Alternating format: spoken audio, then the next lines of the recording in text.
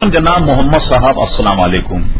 ہم آپ کے ممنون ہیں کہ آپ نے ہمارے ویب سائٹ اہلسنت.net پر یاد فرما. آپ نے کہا کیا دین میں جائز ہے کہ شلوار ٹخنوں کے نیچے باندھی جائے؟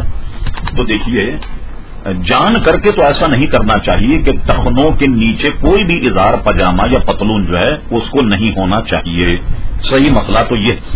لیکن اگر پتلون یا شلوار یا پاجامہ بڑا ہو تو اس کو گھرسنے سے بھی منع کیا گیا، جیسا کہ بخاری میں ایک روایت ہے کہ حضور علیہ الصلوۃ والسلام نے بالوں کا جوڑا باندھنے سے مرد کو اور اس طریقے سے اپنے کپڑے کو گھرسنے سے حضور نے منع فرمایا، چاہے نیفی کی جانب سے گھرسا جائے یا پائنچوں کی جانب سے گھرسا جائے، اس کو حدیث میں منع کیا گیا.